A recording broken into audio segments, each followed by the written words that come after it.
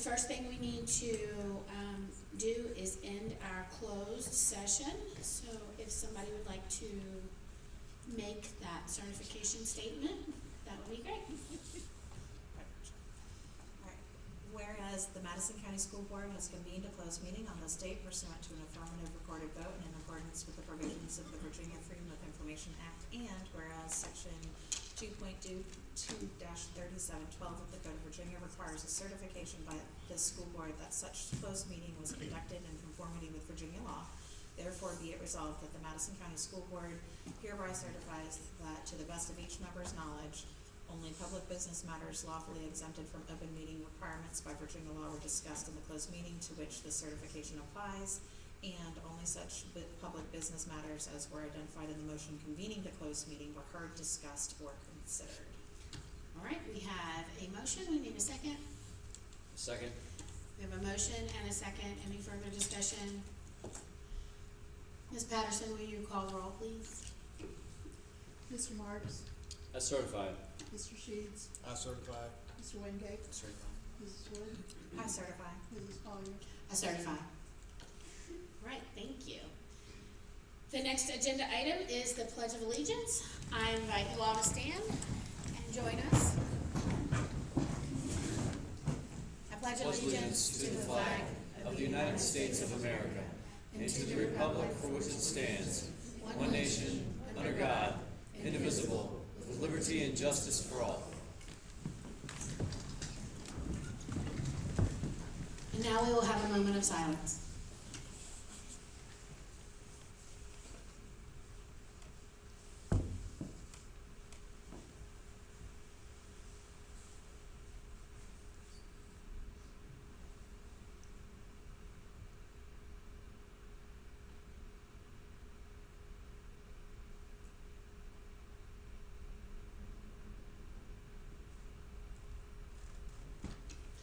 Thank you.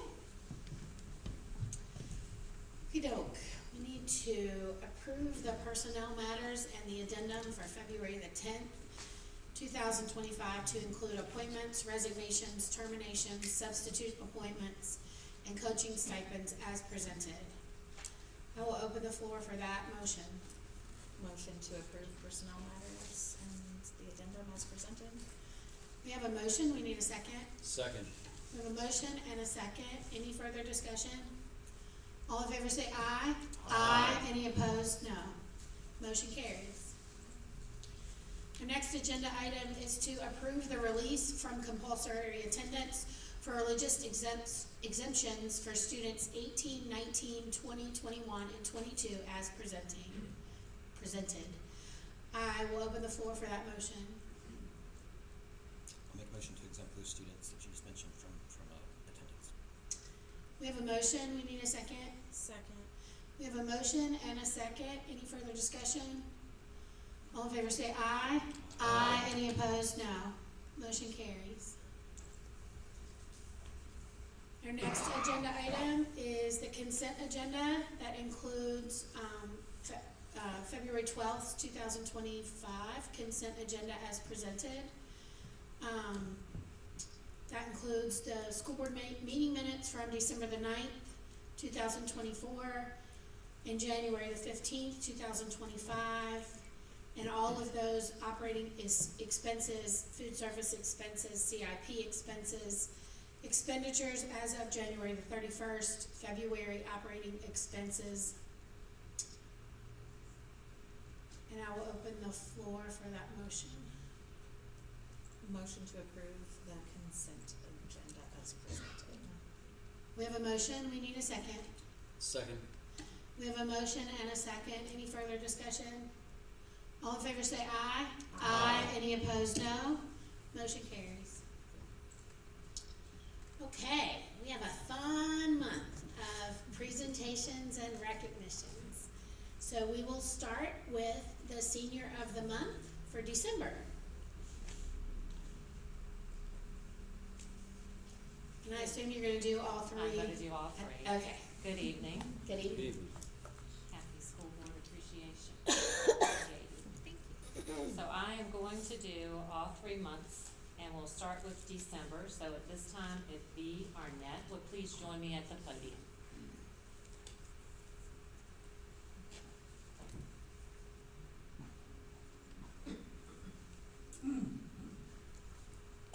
We are happy to announce that Bea Arnett was selected as our December Senior of the Month for recent accomplishments in the classroom, school involvement, and for overall being a kind and compassionate student. According to Mrs. Paramore, Bea has shown great creativity in their work over the past 3 years that I've had them as a student. This creativity is shown in all projects, presentations, and classwork. Bea has created meaningful videos for mental health awareness and brings their perspectives into their work in a professional manner. Bea created an entry for Mrs. Graham for the VSBA conference in November on mental health and kindness awareness in our schools. Although it did not place in the top 3 from Virginia school entries, Bea was still excited about the finished product and plans to submit several other entries throughout the year on additional works created and expresses mental health awareness into projects. Bea has used graphic design this semester in class to work on 2 publications for their poetry, and we are working on finding a reasonable price publishing company to pursue for these 2 completed works. Bea is a great leader in group work and classroom and always encourages classmates to complete their work as well. Sometimes when students get discouraged in completing work, Bea shows great leadership capabilities by offering insight or a different approach and has successfully helped some of the students to take greater interest in their work. After graduation, Bea plans to pursue a degree in psychology. It is with great honor to present Bea Arnett, our December Senior of the Month.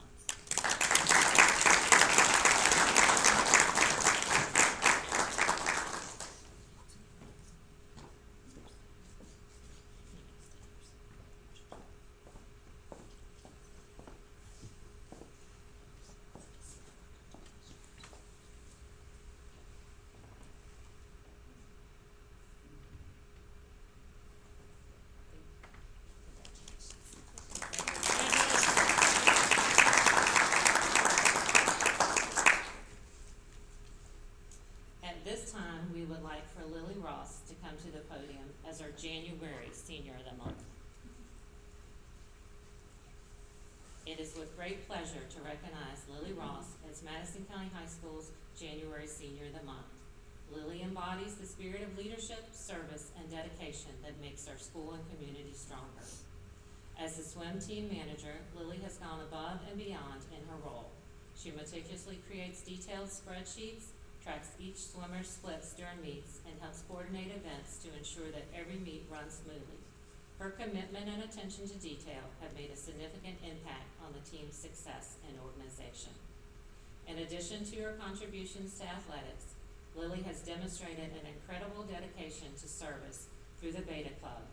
This year, she sold the most coupon books, raising vital funds to support the Madison community. She also worked tirelessly during the Winter Wonderland Festival, arriving early in the morning and staying until every task was complete and the event was fully cleaned up. Her willingness to go the extra mile exemplifies her strong work ethic and commitment to community engagement. Lily is a senior class officer where she collaborates with her peers to manage a senior class social media platform. Through this role, she ensures that important information reaches seniors and their families, demonstrating her commitment to effective communication and organization. Beyond her extracurricular accomplishments, Lily is also a member of the Governor's School Program, excelling both in and out of the classroom. Her academic achievements, combined with her leadership and service, showcase her as an exceptional role model for her peers. Her initiative and work ethic motivate her to shine as a quiet, behind-the-scenes rock star.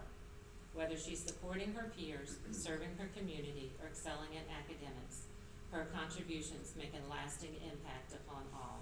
Please join us again in congratulating Lily Ross for her remarkable achievements and celebrating her as Madison County's January Senior of the Month.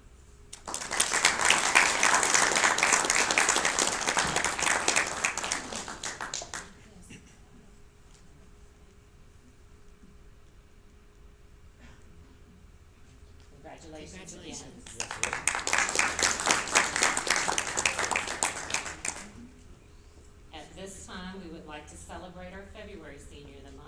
would Charlie Willikowski please join me at the podium?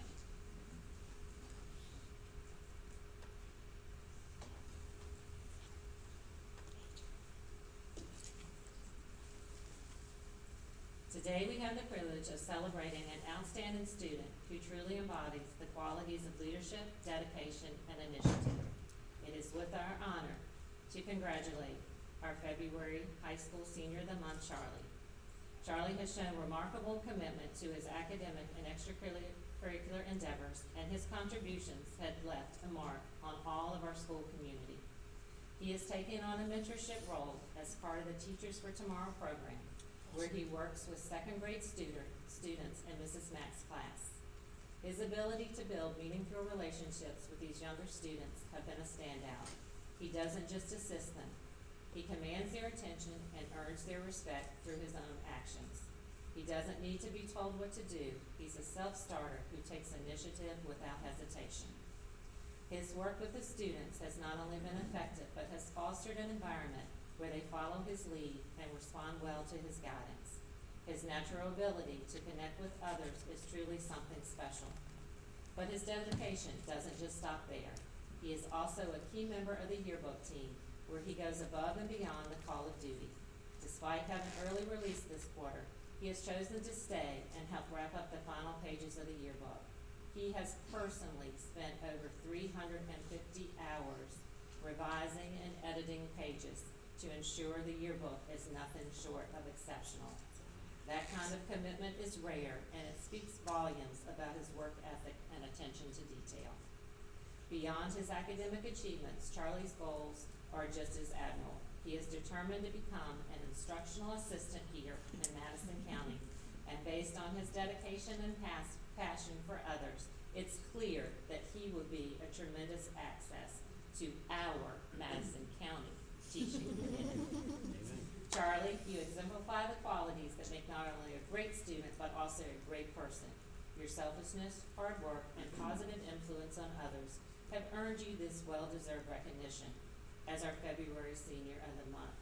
We are truly excited to see what the future holds for you in Madison County.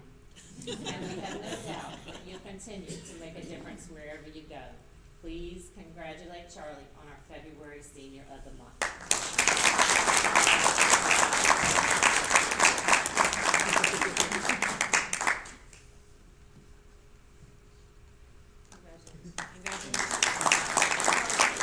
At this time, NCHS would like to thank the family and friends and guardians of all of our students here tonight. Everything that we've read about these students comes from you working with them at home. So thank you so much for allowing us to have them every day and to love them. We appreciate you, and thank you for working with us as a team.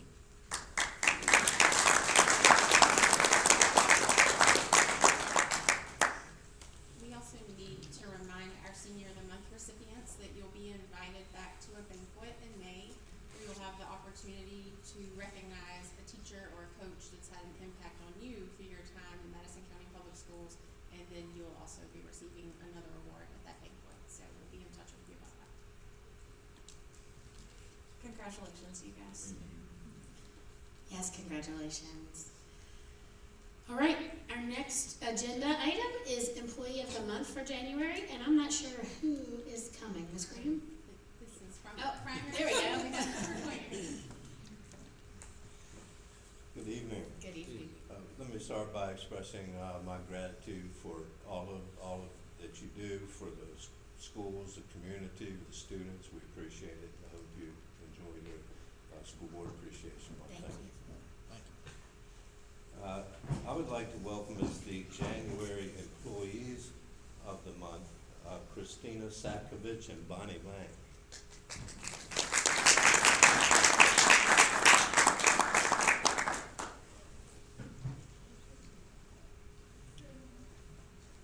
Christina and Bonnie have proven themselves to be indispensable in our ability to provide quality programs at Madison Primary School.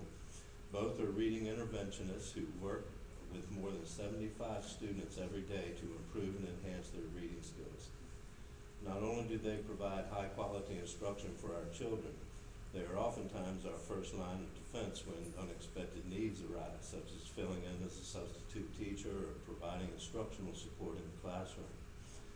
Both also provide backstage assistance for our teachers as they prepare for school-wide performances and actively support our school-wide initiatives, celebrations, and special events. Christina and Bonnie work most closely with our reading specialist, Desiree Van Hoven, and following are some thoughts from Desiree. Working alongside Bonnie and Christina in reading remediation is my privilege and honor. These two women are incredibly intelligent, hardworking, and professional. This year, both have implemented a new intervention program, individually participated in professional development, and employed behavior management strategies with their reading groups.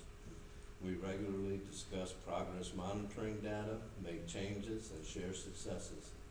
Their efforts are very impactful, as it is shown by our Tier 2 reading data from this past fall. Bonnie and Christina also build lasting relationships with their students.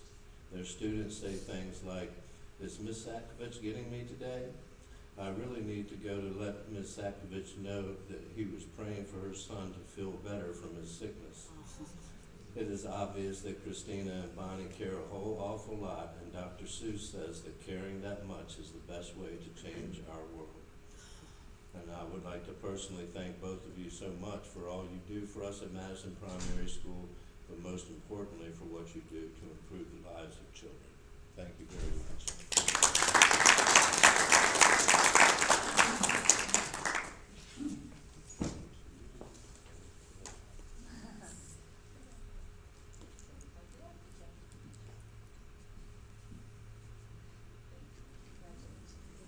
Congratulations. Thanks for all you do.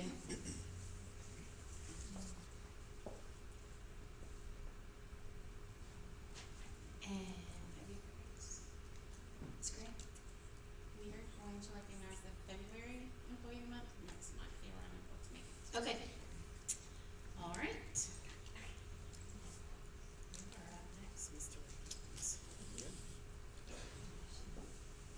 Thank you. So we are going to recognize Ms. Diane Wagner for her work and her mercy on Mrs. Wagner. I'm not going to come up. I'm standing up there. I was talking here and then come down to give you something. But wanted to do this publicly because Mrs. Wagner has helped serve Madison County for so long, so well. When my family first moved to Madison, I think 40 years ago, I remember very kind of vividly, my two little brothers went to Cribblersville Elementary School, and one of the striking things, they'd come home and talk about walking to a little building next to Cribblersville and having their Bible, children's Bible ministry, and they would get little if they remembered the verse, they would get a little thing out of a box, and they would talk about that. And I think that's 40 years ago, or close to 40 years ago. I think of the thousands, there's tens of thousands of children who have the opportunity to interact with a faithful woman who loved God's word and wanted them to know that within the confines of our setup. And so just want to publicly thank you, Mrs. Wagner, for all those years, over 40 plus years of volunteering through Children's Bible Ministry for parents who wanted their children to be able to have that at school, and what a wonderful thing it is. And so we the board together approved this resolution that I'll read, kind of public resolution thanking you, and have a little thing for you. It's a plaque. It's a mustard tree for obvious reasons, and the impact. You won't know the impact.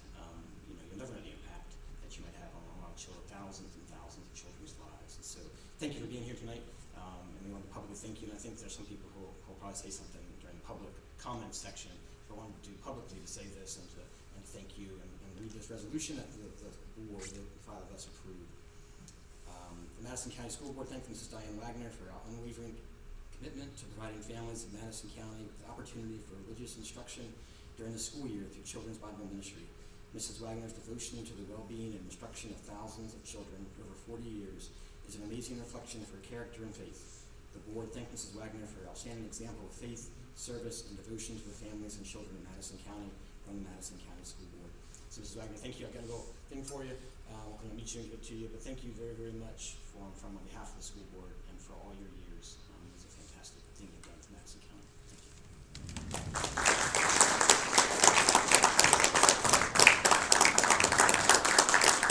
Thank you.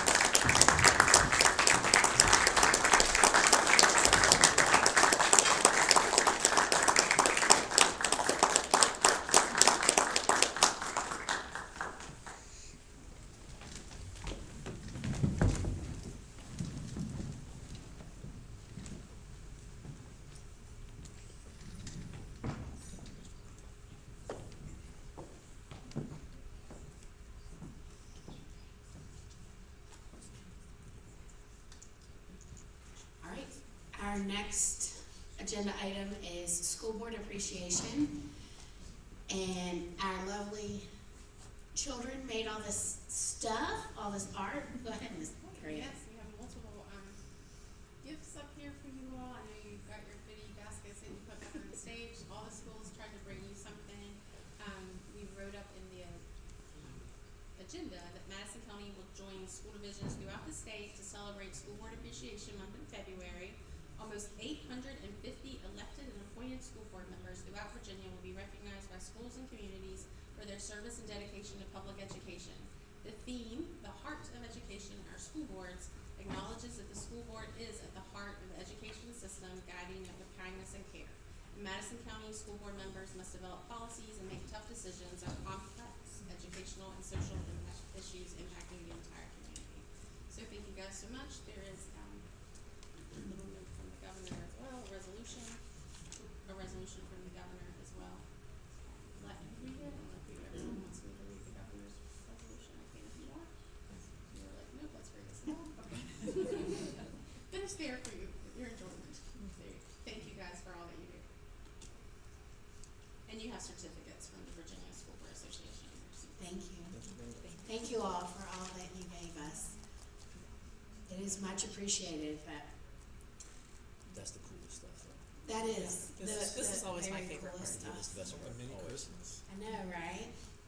It is, it's really cool, and that's why we do what we do, is for those little guys down there, so. All right. Our next agenda item is to recognize our school board clerk and deputy clerk. It is also, the third week of February, February 17th through the 21st, is designated as VSBA's School Board Clerk Appreciation Week, with the goal of building awareness and the role of school board clerks in assisting school board members, superintendents, and our local schools. They are definitely a behind-the-scenes champion who makes everything run smoothly and juggling all kinds of things that we ask them to do with grace and attention to detail, including crazy requests that we ask for. So I personally appreciate Liz, you, and Nina for doing anything we ask to be done. Water, reservations, all kinds of stuff. So we appreciate all those little things that you guys do for us. Thank you so much. I can guarantee the meetings would run much longer and much more difficult if it wasn't for what they do. That's right. Preparing everything to go through, so thank you very Absolutely. much. Thank you guys. We appreciate it. Okey doke. We are moving on. We are going to our Madison Primary School presentation of STEM. So we welcome you guys. Come on forward.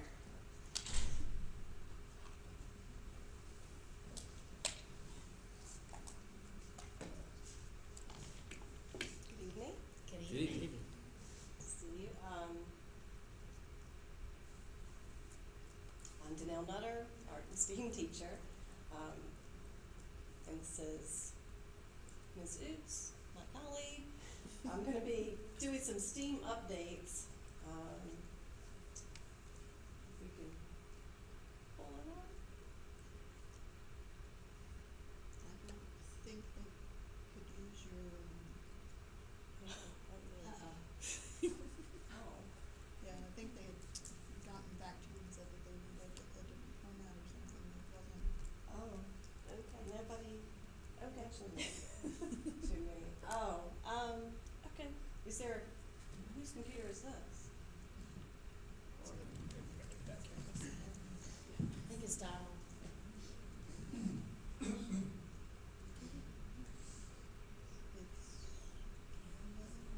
Canva or something.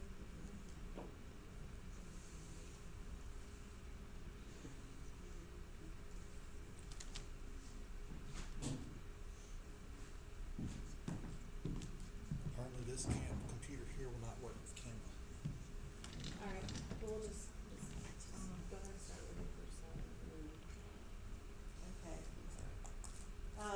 we'll just speak from the slides, how about That's that? fine. Okay, And you we'll can do the email best it we to us can. later if And you then do. if you wanna I email s- the board everything, then they can look at it later. So if you Yeah, just we- wanna talk Okay. about You're it, welcome Okay, to email we'll it. be very Well, descriptive. I have a link that would probably copy and I can do like a remote control with my phone, if I could share the link to the site, but I had no idea that,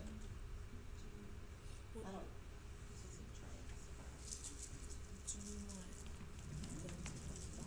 we can just figure that out. I mean, There's never technology I'm issues. working really hard on this. if you guys want, so Never you don't have happens. to stand at the moment, if you wanna go in the hall and talk to them, and we'll do the ag presentation. Okay. And let you, and that way you don't have to worry about it while you're standing up there. Okay. Well, that would be ag. Alright, Yeah, see if you And can they're get, right back there. if you go around here, they're right back there. okay. Well, should I go? You go for it that way. We'll come back. Yes. So, The next item is MCHS presentation on hospitality and tourism. it'll actually be the agriculture and FFA. Oh, agriculture and FFA. Hospitality and tourism, Next month? Okay. illness everywhere.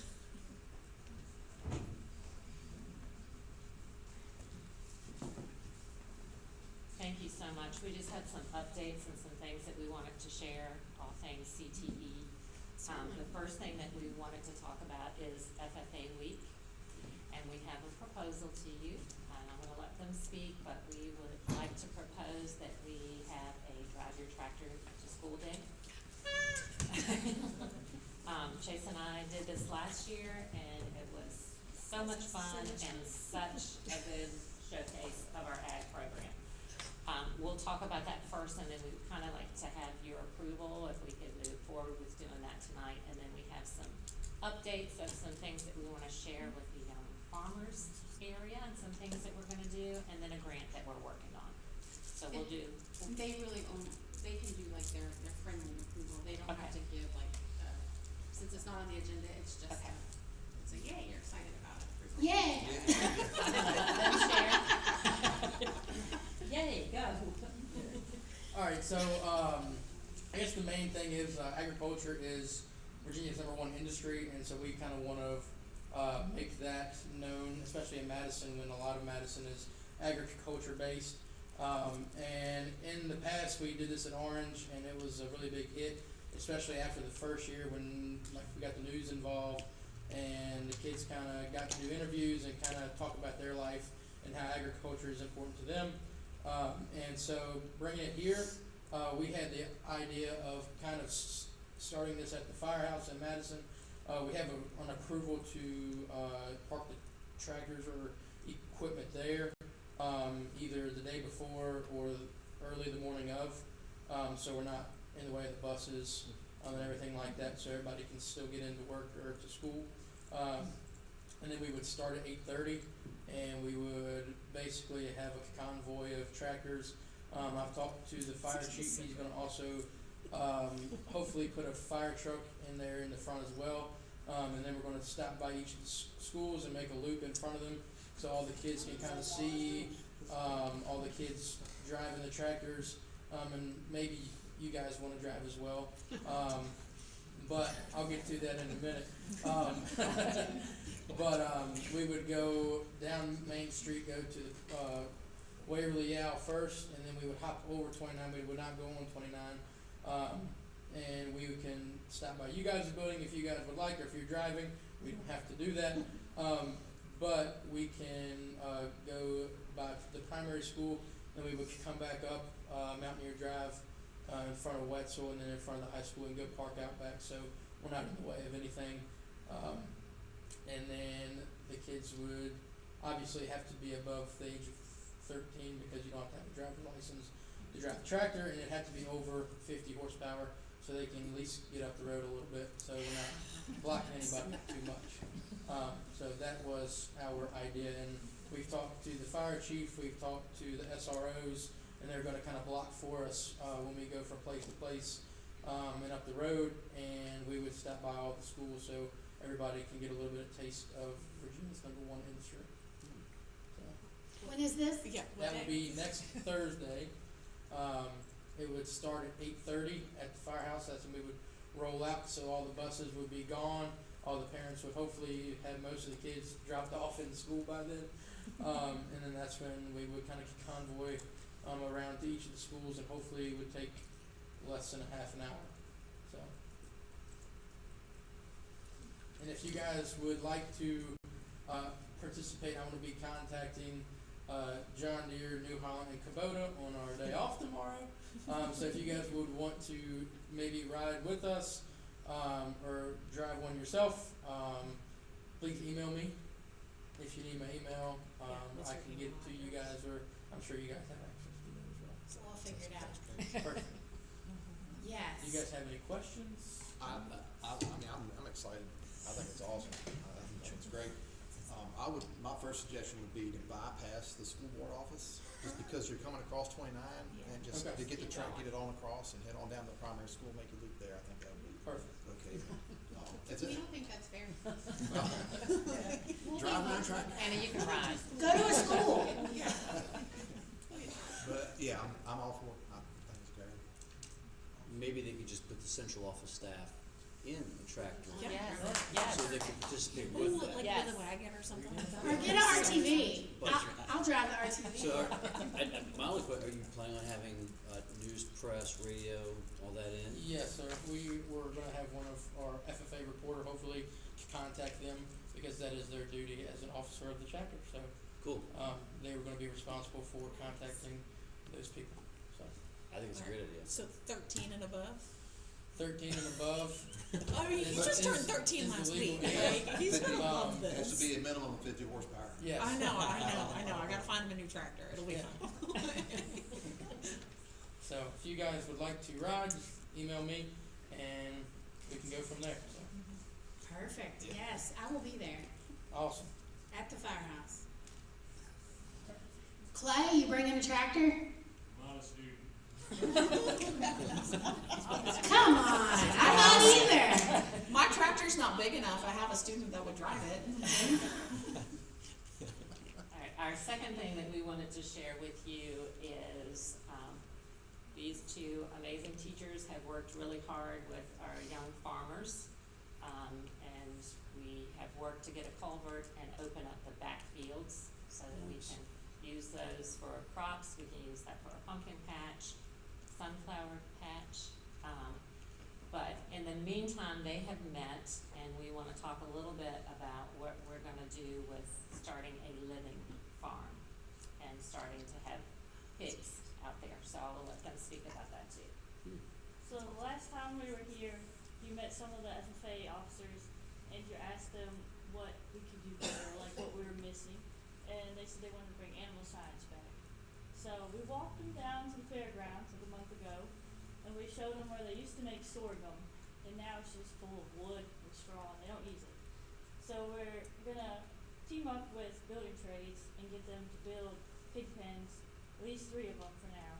See how it goes with three pigs, and get 2 market hogs that will have 2 FFA kids that don't have like farmland at home or like the finances to have pigs at home.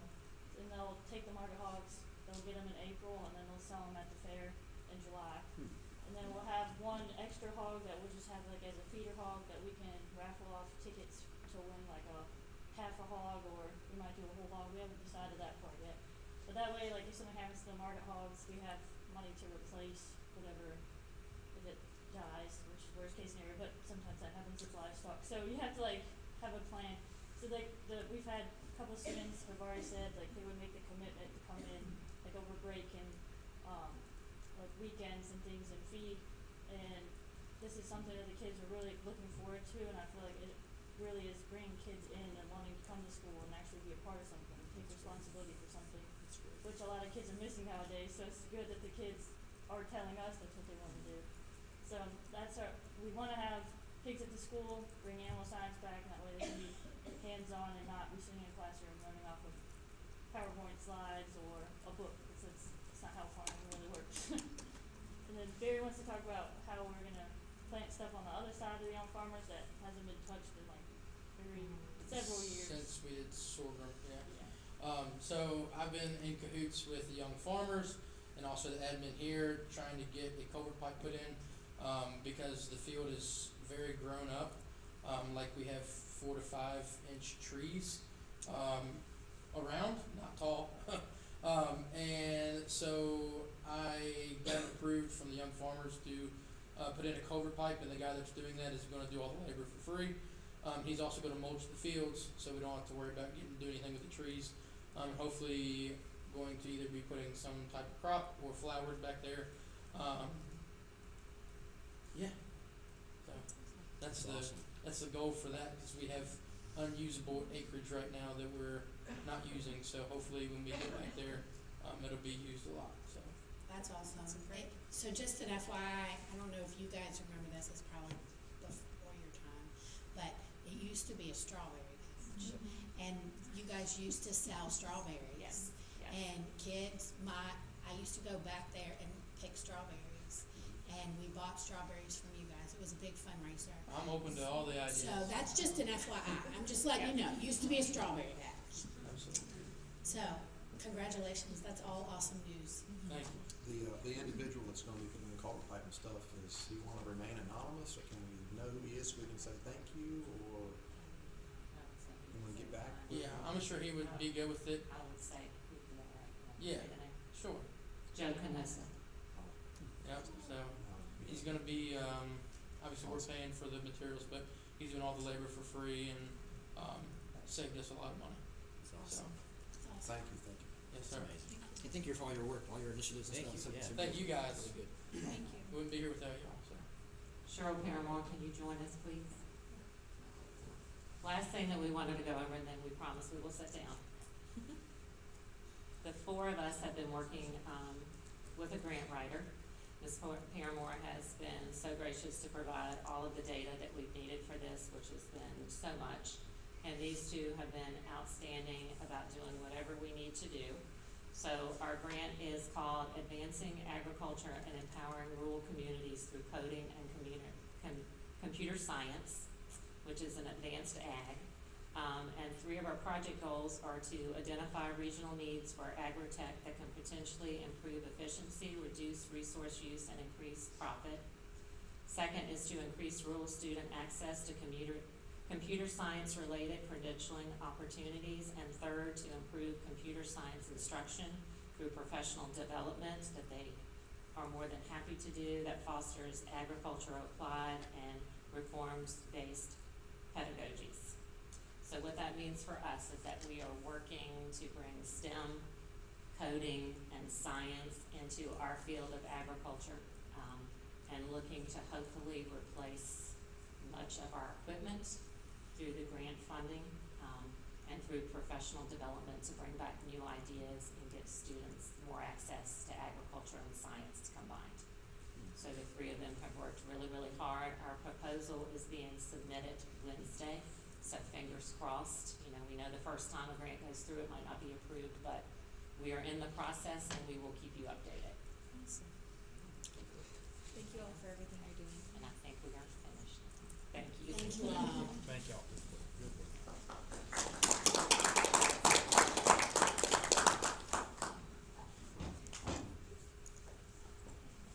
All right, Primary School.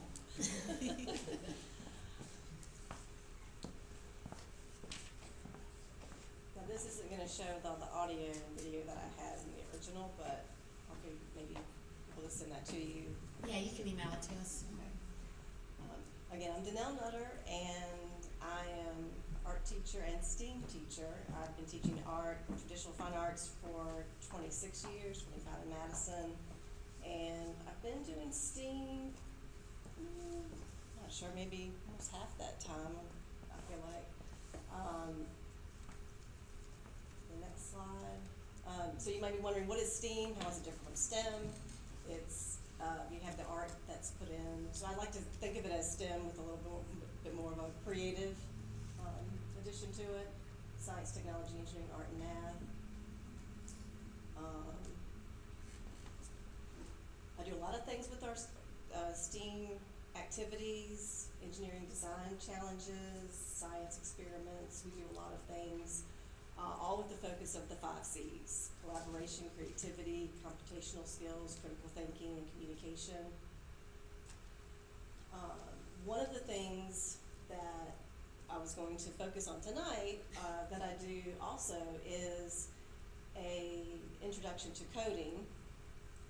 Next slide will talk about the BBOTs. Now, I did a presentation with some children with BBOTs about 5 years ago, so this is kind of like, where are the BBOTs now? You know, I had just gotten that set then. They've been around for a while, and it's turned out to be a really great asset to my classroom. So the next one, we can see kind of what a set looks like. I think we have one passed around. They're specifically for younger children, for primary kids, and talking about coding. It's screen-free. It's something that they get really excited about when they see them, when we're going to use them. Just something so simple. I'm just always so surprised how excited and enthusiastic they are when they see them. They light up, they make sounds. On the next one, you can see, the next slide, you can see exactly, they just have pretty much four commands. They go forward 6 inches, backward 6 inches, they turn right, like a quarter turn, when they turn right, a quarter turn to the left. And I create mats that they use on the floor with different images, and they can pick a card, or they have to answer, like, come up with a solution to a problem, so they can see where the solution is on the mat that they have to program the BBOT to go to. And so it's a perfect tool. They have to count, they have to sequence, they have to think about the directionality of which way it's going. So they use problem solving, estimation, and they just have a lot of fun. So also the memory, the BBOTs will hold lots of different code in there. I call them the brain, and the kids know that they have to press that before they put their program in, or else it would repeat from the sequence before them. On the next slide, it also teaches a lot of teamwork and social skills. They know when they go into small groups. I have 6 of these for the classroom. And they go into smaller groups. They know that each person has a job to do. They take turns being the one that pushes the buttons, that drives it. Someone else is the director, and someone else is the debugger, we call it. If there's a problem, they are going to be the ones to help fix it. So the next slide would have been a video clip showing a group actually working together as one is, they're figuring out which image the BBOT needs to go to, and they're counting with each other, and the person whose turn it is to actually push the buttons, they put it in. So I think the next one might show a picture of it.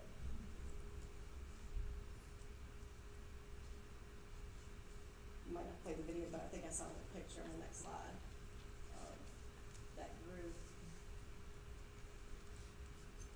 This one, they're kids that are making their own mat.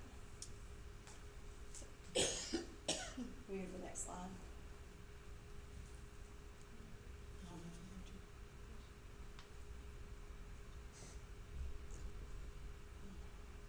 Donald, can you go to the next slide?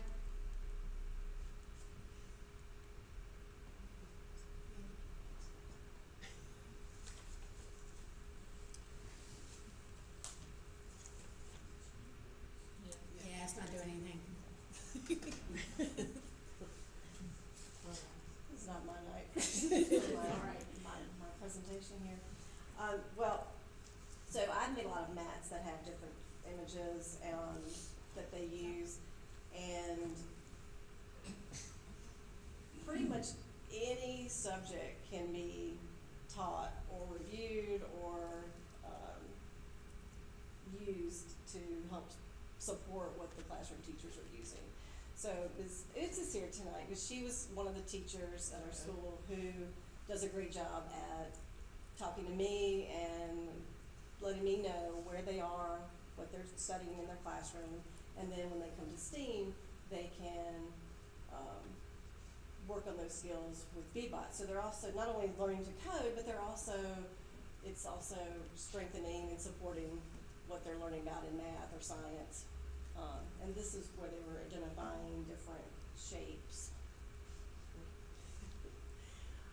so the role that I play with the collaboration with Mrs. Nutter is that, is with the pre-planning phase of the lessons. I discuss with her about our pacing of the standards of learning in math and science, and from there, the STEM lessons or STEAM lessons are planned. And as you can see from the presentation that we were trying to present, Mrs. Nutter has used part of our geometry SOLs to create her programming board that you just saw. As she teaches the children about programming with the B-Bots, they are also being exposed to the part of geometry of the SOLs of using plane shapes in their names. Oftentimes, students will also comment of things they've learned in STEAM within the general education classroom, so you can tell it's tying over. This is a great for cross-curricular approach to teaching. And as far as the lessons go, Mrs. Nutter gets 100% of the credit when it comes for her lesson plans and her setup and her delivery. I just assist in the pre-planning phase to let her know what we're doing. I will add this, this ties into her STEAM that she's done before. But back in December, she did a STEAM lesson with the children using magnetic pegs and these spheres to build 3D shapes. I'm sure there's a more fancy name that she would have for them, but that's my name for them. And to discuss magnetism. So because of our collaboration, I was able to also use those same materials in my classroom as I furthered that part of the geometry standard of learning, and it was encouraging to actually hear them speak within their groups about their 3D shapes, and also using that terminology of magnetism, attract, repel. It was kind of cool to see them do that within their small groups. So as you can see, collaboration benefits the general education teacher, and it benefits Mrs. Nutter, and it also ultimately benefits the children in the classroom. Well, there have been some mats that were up there that were examples There's some math. to go along with math, addition, subtraction, shape identification. So this would be something where, you know, the child might pull out a number that would be like 50 cents, so then they would find what would make that on the mat to program B-Bot to go to. Telling time. There's lots, I mean, it could be anything that you create. There was also, we can create mats that teach reading, where they can retell stories,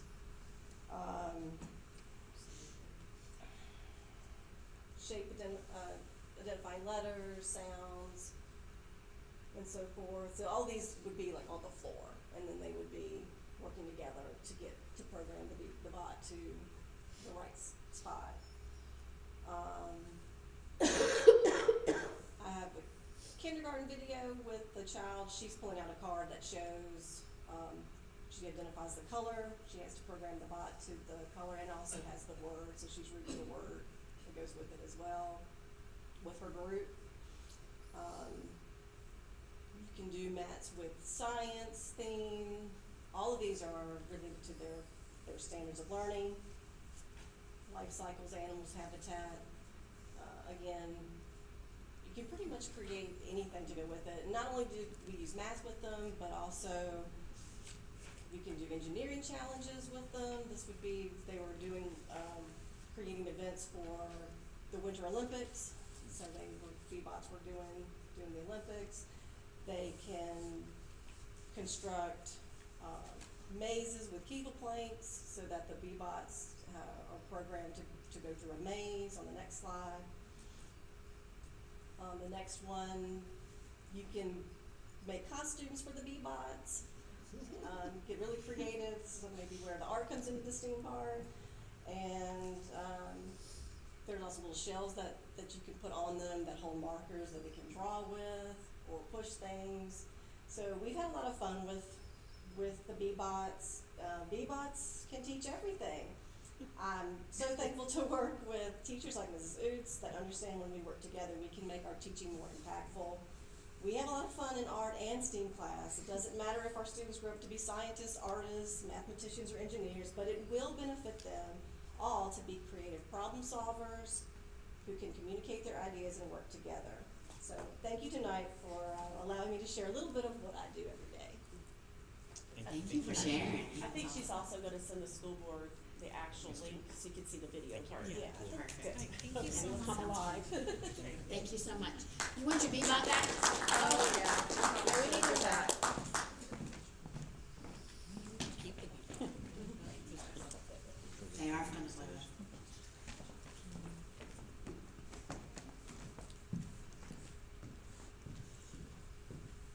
just making sure we're done with presentations, is that right? The next one's coming next month. Right. Okay.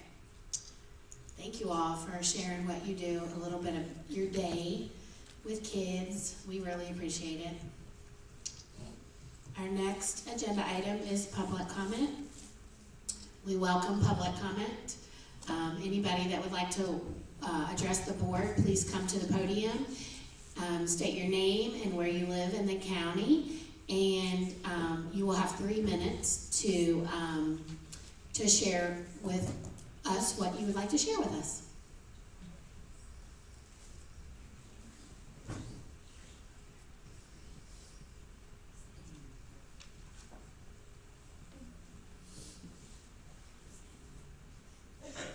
Maybe 2 things to add.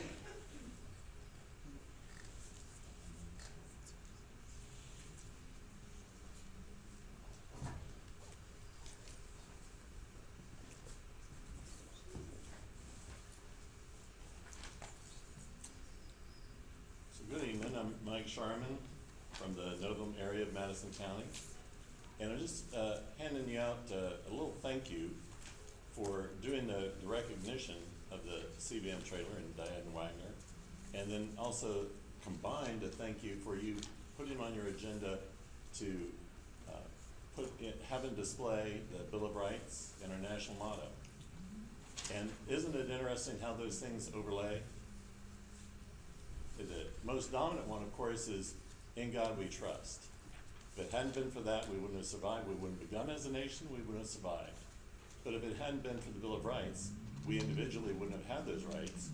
Mrs. Wagner wouldn't have had the ability to present the gospel here to all those children, and to have them, as a number of you have mentioned, thousands of the students be able to learn. So that, hey, excuse me, the tab is just lets you see where in that handout is the Bill of Rights. I carry that around with me all the time, because as a lawyer, it's helpful sometimes when somebody says, well, that's not constitutional. I say, well, where's that? And then the Bill of Rights is always very handy. But then the other thing is just a little bit of the history. You know, of course, we have the Acts of the Assembly, which says that every school board should make sure that every school does have displayed prominently our national motto, "In God We Trust," and the Bill of Rights. And then on the flip side is kind of the history of that. You know, in 1814, we had the Star Spangled Banner, which began our unofficial motto. This is the 4th stanza that I have here. And so the 4th stanza you don't typically sing in baseball games or anything, but it's the one that says, "Then conquer we must when our cause it is just, and this be our motto, in God is our trust. And the Star Spangled Banner in triumph shall wave o'er the land of the free and the home of the brave." And then that informal anthem became our formal anthem in 1998, August 12, 1998. And before that, first Eisenhower, just at a meeting, had said, gee, we ought to have "In God We Trust" be our motto. That was in 1954. In 1956, it became a joint resolution of Congress, but a joint resolution is not law. So then later, on that same bill that did the national anthem, it made it a law that our national motto is "In God We Trust." And then just to punctuate it and emphasize it, in 2002, Congress once again said, well, we really meant it then, and we really mean it now. So thank you all very much for what you do. Hope you do have an opportunity to carry that little Constitution and Bill of Rights around with you and refer to it when you need to. Thank you. Thank you.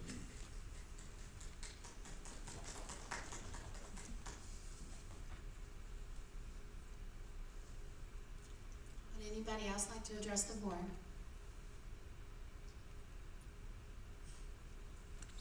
Okey-doke. Board members, do you guys have anything? Further comments? No? We're good? We are down to 11A, our instructional report. I assume that's Ms. Jones? Correct. You got it. Alright, so tonight's instructional update is to inform the board that this the spring semester, we'll be working through our math textbook adoption process. And so, this first slide gives you some information. The middle and high school's most recent math textbook purchase was 7 years ago on the normal cycle. The primary and elementary's most recent math textbook adoption was 2 cycles ago, 14 years ago. So you can see that there's certainly a need. I mean, just wear and tear alone would tell you we need some new books, but also the Board of Education is going to be releasing its approved vetted list of textbooks in March. And that's important because they vet them to make sure that they are extremely aligned with the latest version of the math SOLs. Once we receive that approved list, each school's committee will review and will be following school board policy 2AA in order to bring our recommended textbooks to the board for approval later this spring. I started reaching out during the fall semester to all of our sort of typical publishers just to speak with them, to ask them, are you seeking approval, and et cetera, and had already started getting in samples. A couple of publishers have already been approved through a first round, but the board is going through a second round, which will be released in March. And so the next few slides have the names of our math textbook committees, and of course we welcome any other participants. I mean, if other people, here tonight, or the board members, certainly as part of your policy, want to insert members, community members on these committees, our principals are more than welcome to have those folks join the committees. Just let myself or a school principal know. And so the next slide just reminds us of our policy. The committees must have parents, Madison taxpayers, teachers and administrators, and board members have the right to nominate a parent or community member or to sit on the committee. We will give notice to parents of the textbooks that are under consideration once we have our vetted list. That'll be on the website. Books will be made available for at least 30 days before a recommendation is made to Ms. Graham to be brought to you all. And we will certainly have plenty of opportunities for anyone who wants to review those books to come into the schools and take a look at that. And we'll be working through that process. So as far as the next slides, the primary school committee administrators, there is a teacher from each grade level, a parent, and then typically on each committee there's some other specialists from in the school, and you can see who those are. The Waverly Owl committee is the same, a teacher from each grade level, and then you have instructional coach, just similar to the primary school, and our ESL coordinator on the Waverly Owl committee. At the middle and high school level, one of the important things is coordination between the high school and middle school for algebra and geometry, those upper level books, so that they're similar, and they will be once we're through the process. Mary Davis and Patrick Jennings, the department chairs at each of those buildings, work together and attend each school's meetings to make sure that that does happen. Similarly, the primary and Waverly work together to make sure we have a consistent, coherent math program, so that the kids are using similar resources. And so those are our committees. You can see the high school committee as well. And the high school has the entire math department because they're all very vested and want to have a say in that, with a special education representative. And so then the most recent, the last slide that I have is just that the textbooks and instructional materials that were reviewed by the Board of Education in October are currently scheduled to be reviewed for final approval in February, but there's an additional, as I was saying, there's an additional list now of instructional materials that will be reviewed in February with final approval in March. This isn't typical. Normally in an adoption year, we have these lists earlier in the year. So I just want you all to know that it may feel like a rush this spring to have these things ready for next fall. I can't speak for the Virginia Board of Education. I'm not sure what the hold-up is, but it's usually fall and we're ready to go in January. So this has been a little bit of a surprise that there's this delay. But we will work, our committees are ready. I've met with each school, they're ready to go. They've actually already started on the ones, vetting the ones that we have in place. So we're waiting for the final list. We will give out notice, we'll give you all notice, we'll make time, in some spring board meetings for public comment, because that's a piece of the policy. Anyone can come give you their opinion on what you should or should not adopt. And so we'll be working through that process, and we just wanted you to be aware of that tonight. Is there a deadline mark on the wall that you have on your calendar for when you have to push the button to order those things, to have them ready for the fall? Typically, just if I can know by June, I can work with our publishers, get that stuff ordered and have it here. Part of that is, sometimes there's professional development for our teachers, and we want to have everything in place so that we can get that done, hopefully like during back to school week, when we have some professional development time as school starts. So, hopefully in May, we can bring you guys a recommendation and kind of move on that. Thank you. And that's all from me for tonight. Thank you. Thank you. Thank you. All right, our next agenda item is MCHS Athletic Hall of Fame. This is about information around forming a committee. Mr. Wingate, you want to talk about that? Ms. Graham?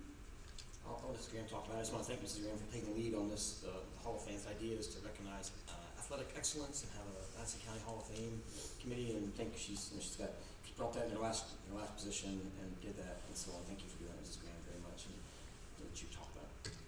We're gonna have a meeting, we've invited, some coaches and some community members to come in on Thursday at 3:30. We have a draft made of what could be, our bylaws, but it's for the group to decide. But we really wanna get it going so that we can induct our first class in the fall. It's for the athletes that'll be inducted, but it's for the community. When you start telling the stories that were from 30, 40, 50 years ago, a lot of people don't realize, athletes do, we have an athlete here at our table, athletes do this on their own, they're representing their school, and it's extra outside activities, and it's a lot of work, but they bring pride to the community, and people do it in all sorts of ways, but this is just one way that we're gonna start recognizing community. It's fun when you get, people from many years ago together. It brings pride back to the community. It's good to get folks that, don't really know much about the schools back into our doors again, so they can see what's going on here, and just kind of tie the community back together through some of the stories and memories that people have.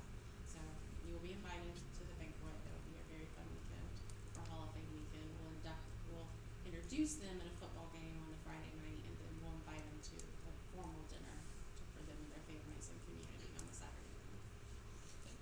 And tied to that, we talked about is, it's a long-term, hopefully a long-term thing that happens every year, and tied to that is some fundraising, that we are tied to it, so it's not asking taxpayers to pay for it, but still we can use it to improve athletic facilities and tracks and field house and stuff like that. And so I think it's a great idea. So I think it's fun, and it is fun to think about guys from 30, 40 years ago coming back and being recognized that way and tying the community together. So thank you for doing on this. Just a quick question, and I say this as I'm looking at all these state championship banners on the walls over here that are all for non-athletic events, and I know I was on some of those teams too, so especially like the debate and the forensics teams of past where are we including those? The way it is set up, it could include, because these are Virginia High School League activities. It's a good question, and so your expertise, or to recognize, it'd be a little harder to identify people, because but if we can, I think if you have ideas on bringing forward names of who should be recognized for those activities, please do. I still have some of the newspaper Yeah, articles. so I think when I was in there'll be a high school. process for that. Yeah. And we'll make sure we get a chance for you to do that. Would be great. Not me, I was terrible.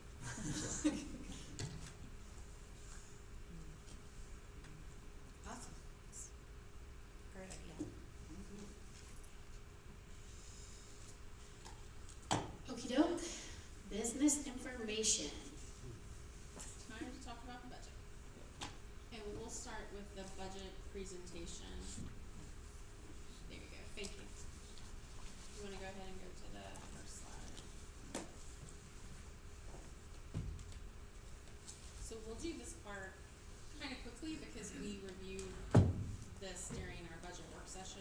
But before we go, before this crop goes line by line on the budget, we just wanted to, remind you of a few things for people that may be here tonight that weren't able to come to the work session. So the first, we have the board's priorities, and those first few priorities, the big part of the budget, and we're used to having many things in that category, but it's a tight budget this year. So the thing that brings together many of those priorities is the fact that we need to focus on our technology needs for the school division. So that's the tie-in for those priorities. If you want to go to the next slide.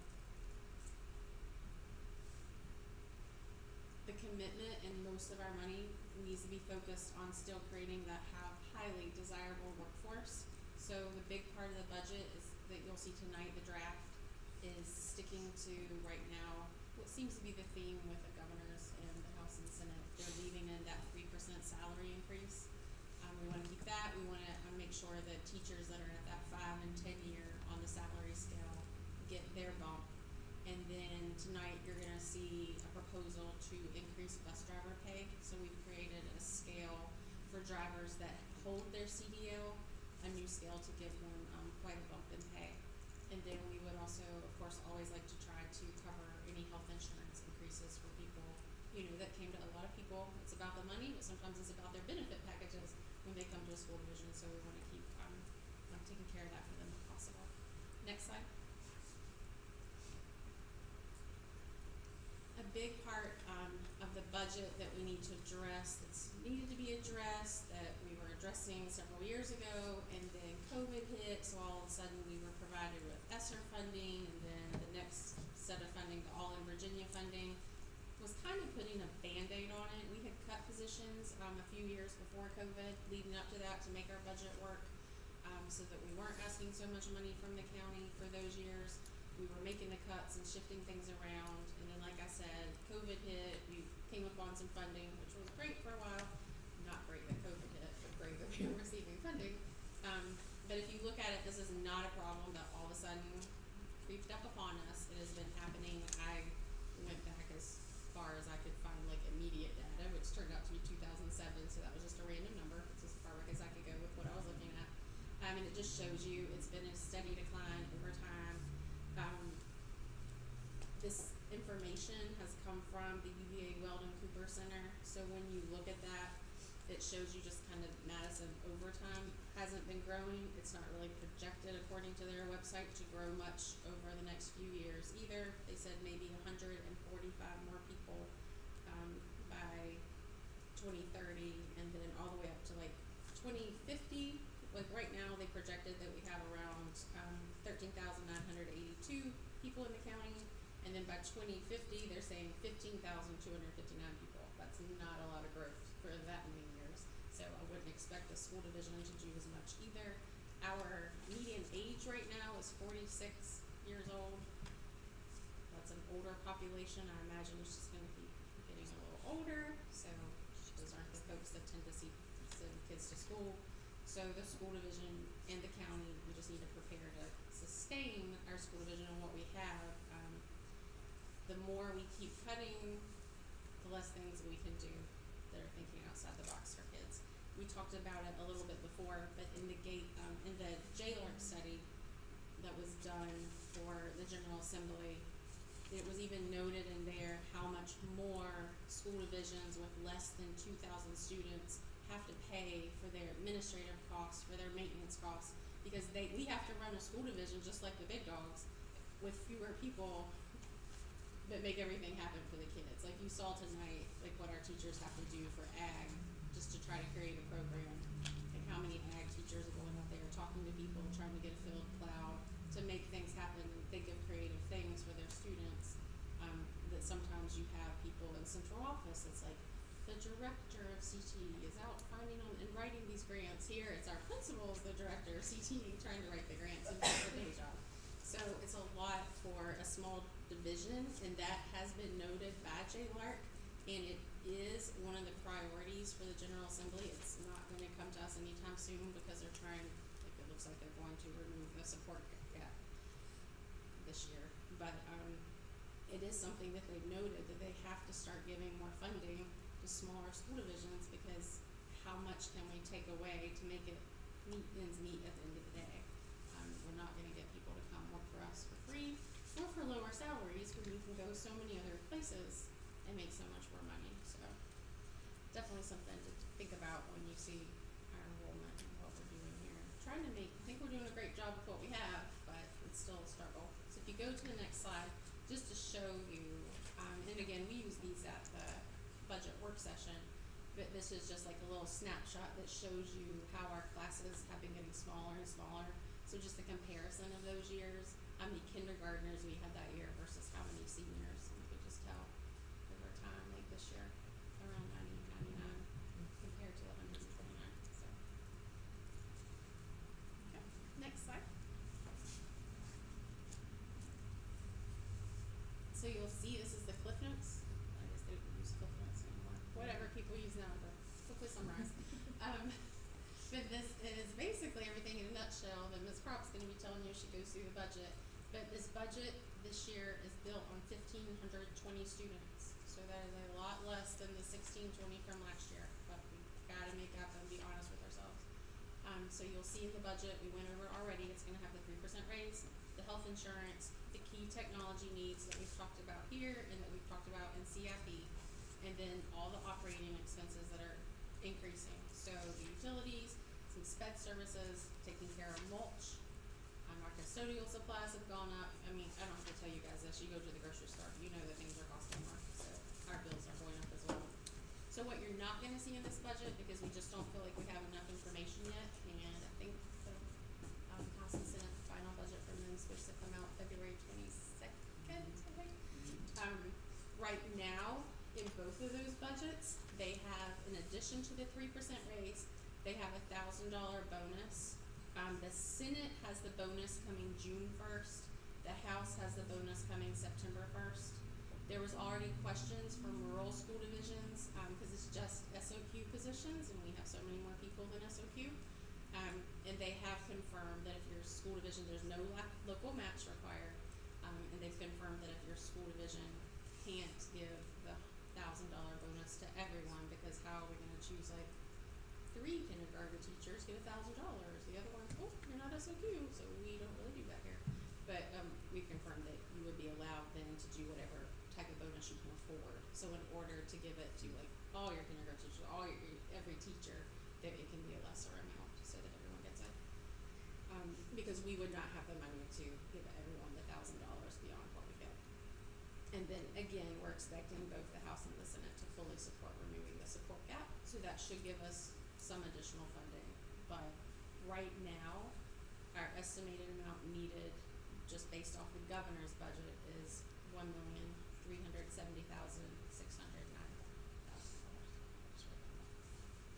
$1.4 million is the box. That's what we're looking at. Okay, next slide is our CIP. So we separated that because that's 2 different amounts. So this is the list. Again, we went over this at the work session, so nothing has changed on here. And we will actually have another CIP meeting this Wednesday. So we'll be going over this again. So, but this is the last thing that the CIP committee discussed. So this totals a little over 1.2 million.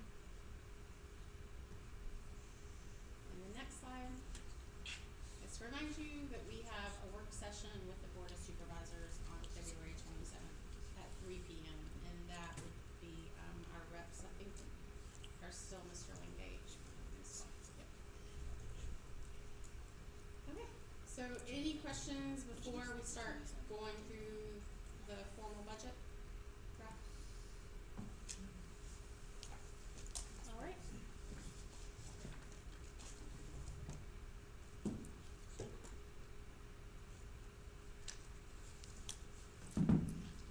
Okay, we don't really have a lot to discuss because it's very basic. Not What- anything for me. What Ms. Graham has just gone through is all that is in here. You can see on the executive summary, unfortunately, the first 4 lines of revenues have a decrease. The change is a decrease. The, sales tax and state funding is projected to go down. The All in Virginia funds, we will spend those out this year. None of those costs that were in All in Virginia or have been transferred to the operating budget. Anything that was in All in Virginia is gone, whether it was people or programs or tutoring, that's gone. Unfortunately. We also down on federal funds, and that is basically ESSER money running out. It ran out September 30th of this fiscal year, so that's down, but again, none of those expensive has been transferred to the operating fund. We do have there in revenue 2 lines that need to go up in some form or fashion, is the county fund contribution, and then other funds have gone up a little bit, for some of them are budget neutral. Okay.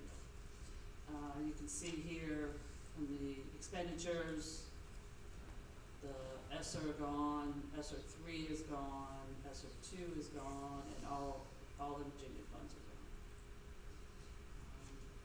So our total budget this year, this proposed superintendent's recommended budget is $25,280,981. We'll go to function 1000. There again, it's a 3% raise for all staff. In the benefits line, it's the fringe benefits to cover the raises, and then 10% increase in health insurance. We don't have a number on that. From what, the information I've been getting is the local choice is running behind.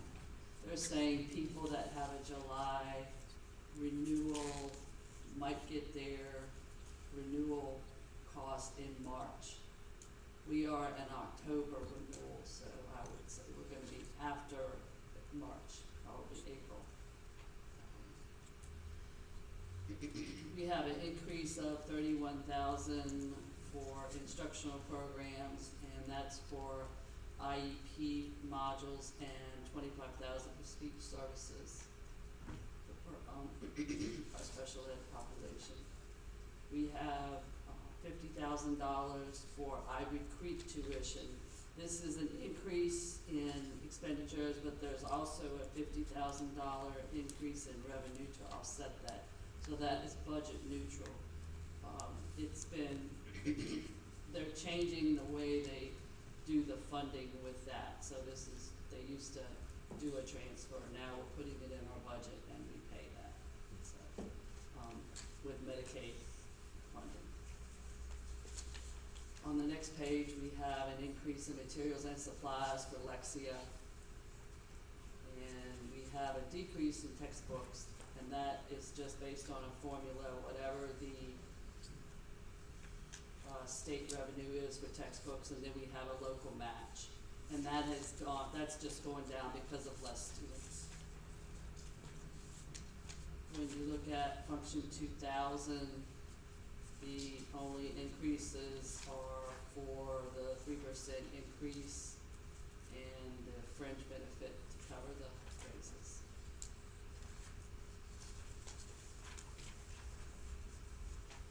In function 3000, same story, 3% increase.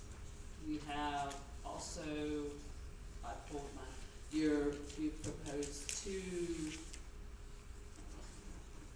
plus salary scales, a 3% for all those transportation folks that do not have a CDL. And then we have a bus driver scale that starts at $20 an hour. It increases at $50, yeah, 50 cents for each year of experience. So it goes up to $41.50 an hour. And we have a couple of folks, most of our folks don't have that much experience, but we do have a few that are at the end of the scale, and they're very, very valuable. They're very consistent and knowledgeable, and I just can't say enough. Any questions about that scale before we keep going? We just think it's necessary, especially where we had so many folks leave, and then with the shortage, we just felt like we need to. Still not. No, it's definitely not enough. It's but still we're not gonna enough, charge but 17 an hour. it is definitely necessary. Mhm. We do have a line that has not increased in a long time. Object code 3420, transportation by parents. We have one student that's being transported by their parent or grandparent, it's a family member, I'm not sure, and we are paying mileage, and we haven't done this in many, many years, but we do not have a driver or a car to work out to transport the student. So when this comes up, we've done it in the past, the parent or the grandparent transports the student, and we pay mileage. We just, like I say, haven't done that in a long time.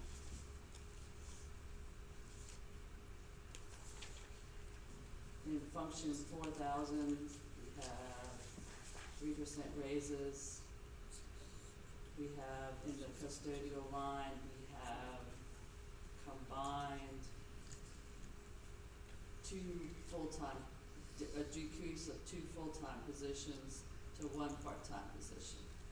So that's why you see the decrease in that line, and we just tried to do the best we can with that. Right, and with people leaving, we go down to grounds maintenance. Dr. Timmons has requested mulch for the last couple of years, and he said we desperately need it this year because we haven't really mulched very well for the last couple of years. So that's a lot, but that's what it takes to mulch the schools. Electricity, water, and sewer has increased. Telephone service, I think we can decrease that based on our past experience. Insurance has gone up a little bit. Custodial supplies, we've tried to keep that down, and that is one area that we could rely on ESSER, obviously for obvious reasons with all the cleaning and stuff we were allowed to buy there, but that is not the case anymore, so it's not gone up in a long time because that was a ESSER focus. So maybe I didn't speak correctly when I said none of ESSER is coming here. We do need custodial supplies. Function 5,000 hasn't changed. Function 8,000 for technology. We have put the items that the technology committee, they talked about and agreed on that they were things that they needed. I think Nita, you were in on that committee, and we've tried to include, just to keep it running, our licenses are running out for the cameras, and the security grants will not pay for them. The first 5 years they paid for, but they will not pay for them anymore, the licenses. They'll pay for cameras, but not the licenses. And we need a new website, and that's costly.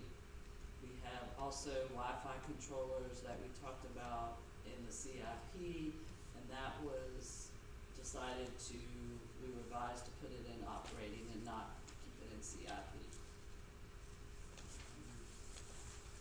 So, any questions on expenditures?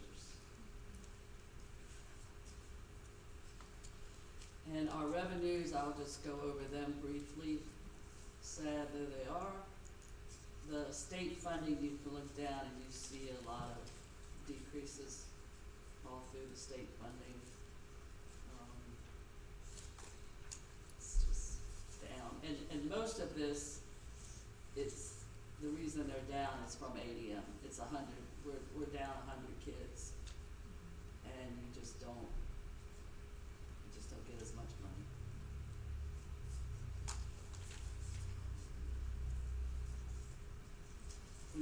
to federal funds, that decrease is ESSER.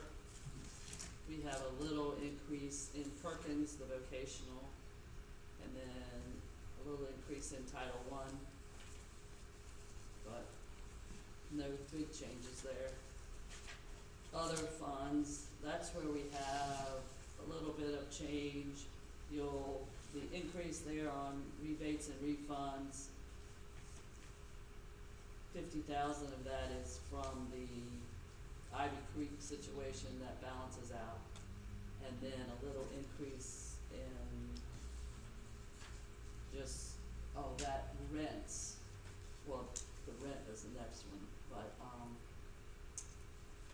just in refunds and rebates that go up each year that we have. The rent, we are hopeful to get that rent. Okay. So we're hopeful to get more. So we go to the May county. I ask one question? Just to make sure I understand on that, I read it on the this page, the pie chart. Okay. That EDM decrease from 100 students, that's driving, I think, just to make sure I understand, it's driving a loss of $426,000 from state funds and the state sales tax. Is that tied to the EDM loss also? Just those two lines, so like 550,000 we're talking about, is that right? Yeah. No, and nothing, everything else is not, the $550,000 different loss because of that drop. Right, ADM drop, correct. So that of the 1.3 million we're talking about, you're talking about 550 of that, so that's a big, huge, almost half, 40% comes from ADM Right. loss. Correct. Correct. So we're bleeding Yeah. pretty heavily. Okay, thank you. We're exploring the possibility of the Boys and Girls Club wanting to rent our building, so that's what the rent was, just we put in an estimate, we haven't talked to them to hash out how much they would be willing to pay in rent, but to rent that all day building, so that they have use of it.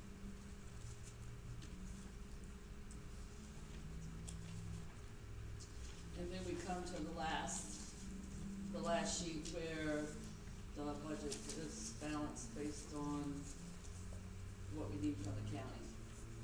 And that number is 1.3 million.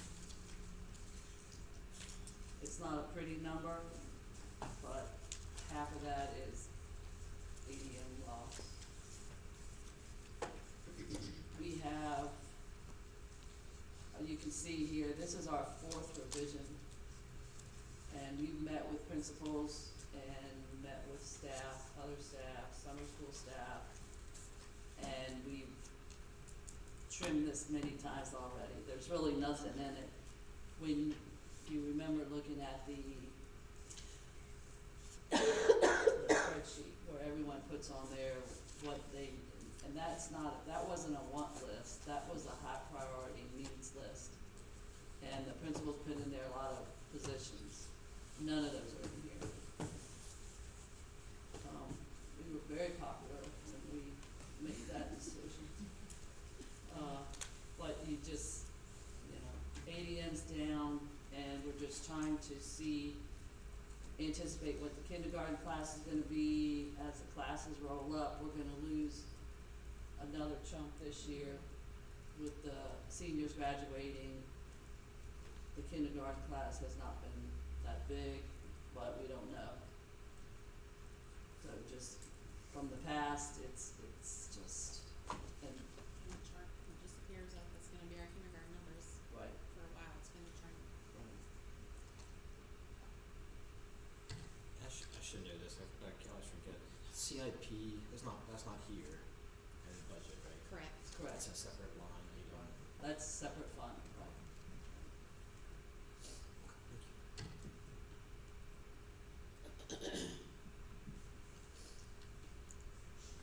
I just wanted to say, cause I know how hard this is, thank you guys for all the work that you've put into this. With this number of revisions and being fair of bad news, thank you guys so much. So we'll meet with the county in 2 weeks, explain the situation, gonna bring information because we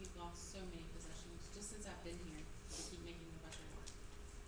So I'll bring that information with us when we talk to the county, just to let them know, like, I feel like we've been putting in along the way. It's not like we're there to beg for money, and even when we've gone, just the past few years, we've asked for, and then we have gotten a little bit, and so we've cut things to make it do.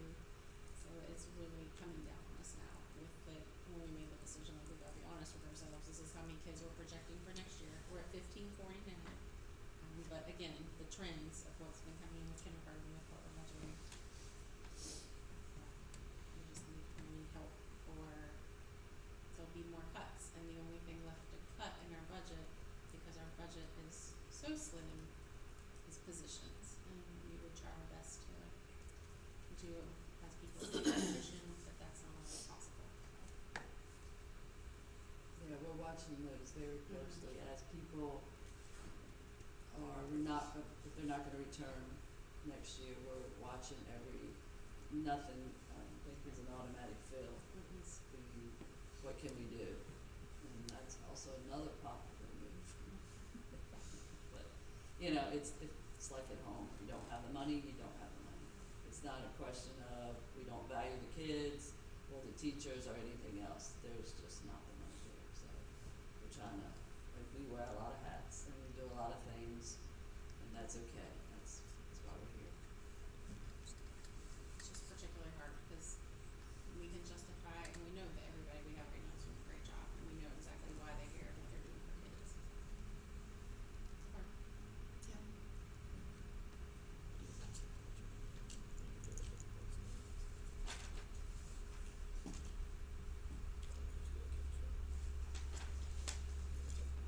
Any questions before public comment?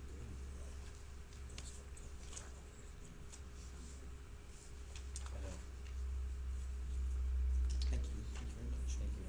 Thank you. Kinda grim. Kinda grim. I did some work for a guy this year, and he's pretty well off.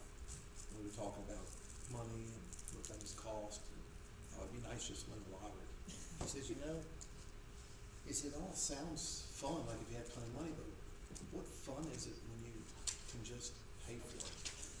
Isn't it awesome to try to figure it out when you don't have enough? You've gotta make it work. Isn't that more exciting and more interesting? Well, like to try maybe to the pay county for will it. give us 2 million instead of 1.5, and we'll see how it feels. We'll see. I'd like to test that out. He's gonna try it. Yeah. It's quite depressing. That is, it is depressing. It's quite depressing, but It's just money. it's just money. All right, would anybody like to tell us how to spend the money that we don't have? During public comment, we will open the floor for public comment on the budget, what we just discussed.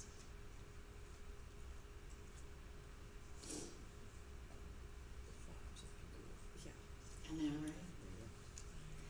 We welcome any support or assistance on how to make this work. If you have any creative thinking, let us know.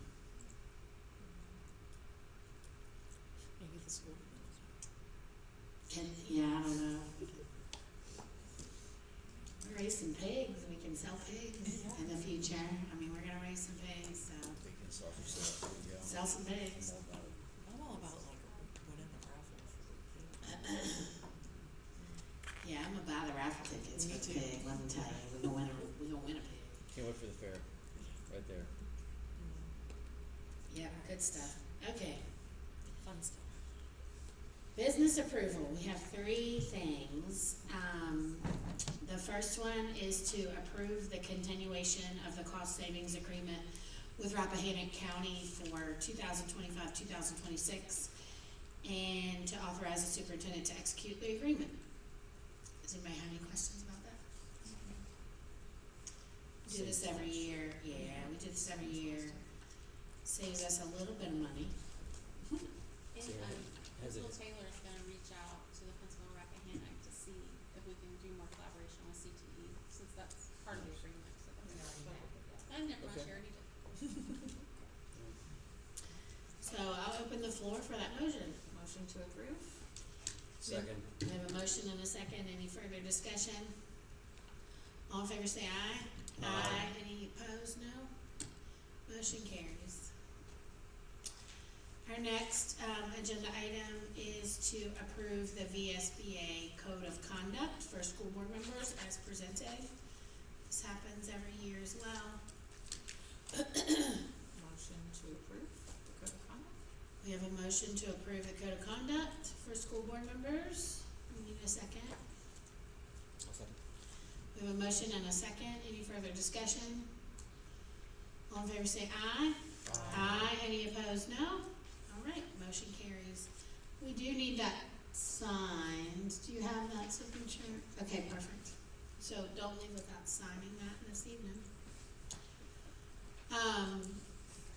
The next agenda item is to approve the revisions to policy IEB, the national motto. This was here last time, we discussed it a little bit. Anybody have any questions or concerns around this? I have just one concern, something to think about, like, I'm not opposed to the motto or to I'm down. I just, when we're reeling off of a $1.3 million hit, like, I know it's pennies to provide these posters, but like, that's the only concern I have, is like, we just talked about how we don't have any money, and then we're talking about a policy that would require us to spend some. That's all I have.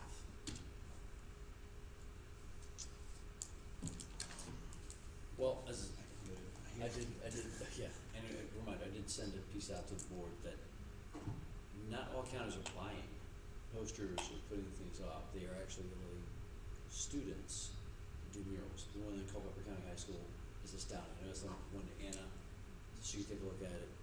And that didn't really cost them anything. I mean, that was a great senior project that a kid then basically gets to do his grade for that, and that's pennies. And I think that's how it's painted in one of the middle school rooms right now too, is as a mural, like, and I think it's super cool, to be completely honest, Yeah. but again, not opposed to the policy, but if we could kind of maybe incorporate that in like an art or government or something like that class to kind of, like, at least give them the time to implement said policy. Does that make sense? Like, Sure, I think it does. I mean, I don't think we're talking $1 million. I think that, $100 is not something to worry about. I do think we need to make sure it's professional. I think if, we want the national motto, we owe that professional appearance. And so that's my only concern with doing it in-house. To be honest, I think you probably spend more on paint than on a professional poster and stuff. But I'm not against that. I just think I would go with the money piece of it. I think it's such a small amount of money. We're talking about less than $100 probably. But I think there's an opportunity. The opportunity is certainly there that I think makes sense as long as it's professional and not, not trying to. I don't want there to be a certain point of view by who you pick. Who you pick to present on the wall or things like that. I just want it to be the national motto. I think so it's unbiased and not. We're not picking winners or something in terms of who we present on the wall. That's my concern. like I said, as far as the policy itself, like, that's not a problem at all. Like, and yes, I know it's pennies compared to $1.4 million, but it adds up. So I make a motion to pass the policy as presented. I will second. We have a motion and a second. Any further discussion? All in favor say aye. Aye. Any noes? Motion carries. Okey-doke. Our next agenda item is any reports from school board members? Mr. Sheets, do you have anything? No CIP meeting for this past week, it'll be next week, so, we'll have to catch up on that for the March meeting. So, nothing really to report, but I do wanna bring up, Ms. Diane Wagner's name again, and just congratulate her on amazing amount of service to the community.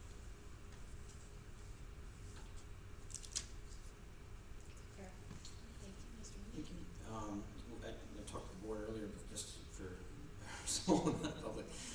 We do have a policy on private and homeschool students that we're kind of working on, keep on working on. If you have ideas or thoughts on it, please let me know. We'll try to present it for business information next month. Trying to appeal to a wider base, pull more people into the schools and provide more opportunities for parents. That's number one. Number two, I told Ms. Graham this, and I just wanted to let the board know, was invited to meet with Nick Freitas and the state senator, I can't remember his name, Bryce Reeves, down in Richmond next week. And it's an opportunity to meet them and talk to them. And I had an idea. I want to make sure the board is general thought it's a good idea to invite them to visit sometimes to see the facilities and see. Our high school is a nice building, but hasn't changed since I was here for sure. It was a long time ago, and it was built. I don't know when it was built. I should find out. When was it built? 57. So it's pretty much as it was in 1957. So the idea is to have them come here, see that, and then talk about the fact that what we can do and can't do, and the state to be aware of that. So let's make sure y'all are good with me kind of going down there.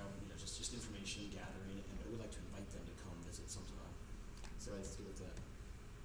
So I'll extend that invitation to them. And if you have ideas on things that you want me to talk about with them, then please let me know. So that's on Monday, a week from today, Monday, which we're going to talk about. See if they have any magical All right. fairy dust money. Unlikely to ask. They probably could have built 5 of these schools in 57 to what you could build one in this budget too. So expensive. Yeah. I attended a prep board meeting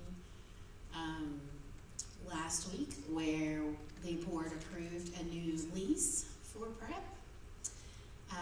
So prep and Ivy Creek are going to be moving to a new building in northern, almost on the Greene County line, at the end of this school year, June 30th. So it's good news, good information. It's going to be an opportunity for kids that need those services to be in a state-of-the-art facility. So that's all I've been to recently. Mr. Marks?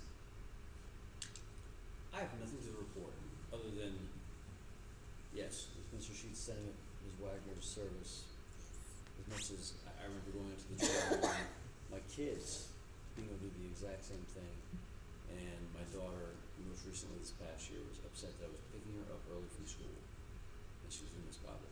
That's awesome. And it was a lot of great things that came from that. It was well thought out.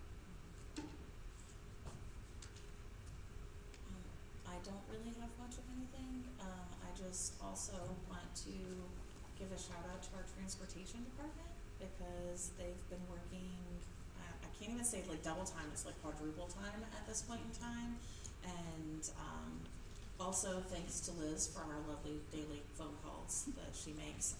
But just absolutely 100% like just really appreciate all of the people that are helping our school get our kids to school. And just wanted to give them a shout out. Is it okay if I say something? I know it's not public comment time, so I apologize, the idea just popped into my head. But I play pickleball, and pickleball makes a lot of money.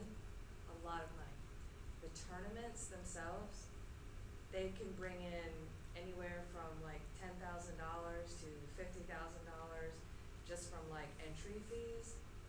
Because you could charge like $100 per team or $100 per player. I play in the tournaments all the time, and I do pay that much to play. So they can generate a lot of revenue. And there's some pickleball courts that are being built in Charlottesville. I want to say it's the old Marshalls building maybe. And they're going to be, nice indoor courts. Richmond has a ton of courts. So if you just Google Richmond pickleball, and you'll see a lot of different facilities that are there that they play in, and we're supposed to get one here in Charlottesville. The estimated time, I don't think it's gonna happen. I don't think it's gonna be in March. I think that's a little premature. The building is supposed to be built and open in March. If if I had to guess, I would say it's probably gonna be more like deep into summer that the building will be built and ready for people to come in. So if you, I know the pickleball people, I know that community very well, and if you wanted to get connected to some of the people in that community and host, you know, a Madison County, whatever, pickleball tournament, get all these people to play, have registration fees and all that, and, you know, the money could I don't know how the logistics and legalities and things like that work, but that could generate a lot of money for you guys to really, immerse yourselves into the pickleball world, especially since it's exploding all over the place. There's Roanoke, there's Richmond, there's Virginia Beach. I mean, it's all over the place. People are obsessed with it, including myself. So it's really good. And if you get connected with some of those people in the area, you might find that there's some opportunities there to connect what you're doing budget-wise with the pickleball community and host some events and things and pull in some money that way. Do you think, do Madison's facilities, pickleball facilities, do they meet expectations for a tournament? I'm So it's asking funny seriously, I when don't know. I was covering the story for you guys the last school board meeting, and I was like, they got pickleball courts. And so it's, how many pickleball courts do you have, and how does that? Right now there's 2. Yeah. I think there's plans to build more Parks and Rec wise, because like you said, it's exploding. Yes. And just to the north of us, the Path Center's got a batch that they've got in Culpeper, and then I think every park in Culpeper's got at least 3. Yeah, and the tourism is crazy for pickleball. We Yes. travel, we go all over the place, so it could bring a lot of revenue to the county potentially. And also with, you know, the 2 courts that you do have, that's better than 0, so that's a start. And, you know, you could, there's coaches that could come and, like, you could have people, like myself, I wouldn't charge anything, I would do it completely for free. You could have a pickleball class, and I'll teach them all how to play, and they pay, like, I don't know, a $25 registration fee, and money goes all to you guys and stuff like that. So, you know, pickleball is awesome, and I just want to spread the word, but also, I was thinking, I'm like, this maybe can help you guys out a little bit, because there's a lot of money, and with that new facility coming in Charlottesville, you might Yes. actually be able to make quite a bit of money, because these tournaments do bring in some coin. And she's not really wrong, and not trying to elongate the meeting, but I've got kids at school that at least 30 that carry pickleball paddles in their backpacks. That's right. In Greene Oh, County, yes. we have we're having a little tournament in Greene. It's nothing big, it's very, very, very small, but the PE teachers teach pickleball in their classes, which I'm sure you guys probably do there too. And, on Tuesday, which was supposed to be tomorrow, but we got snowed out, there was supposed to be like a little mini pickleball tournament. I'm a teacher in Greene, by the way. So, that's how I knew that. And we're supposed to have like a mini pickleball tournament in the gym, and it generates a lot of excitement. I went to Amazon and bought medals today, bronze, silver, gold medals for the kids, and one of the girls came to me, she got silver in her respective PE class, and I gave her the silver medal and said the first of many for her, because she really does like to play.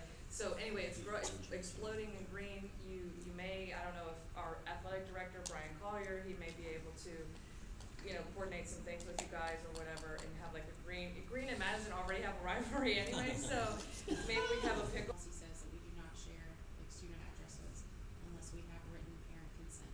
So that's for any student that we have enrolled here.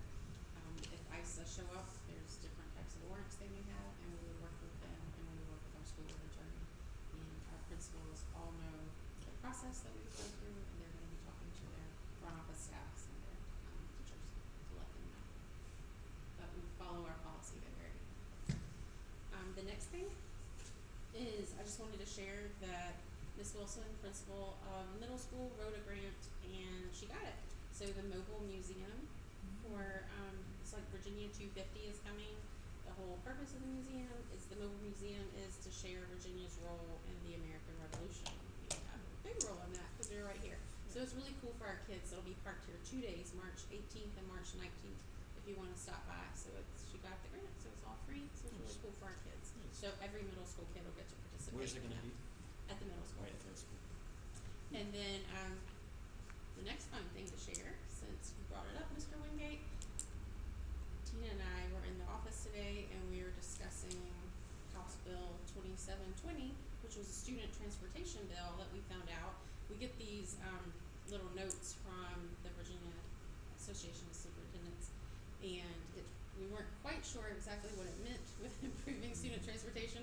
So we looked at the information on the internet, and we just couldn't find information about the bill on the internet, and we found a news story that said the whole bill was about finding easier ways for rural school divisions to help transport their kids in times of need.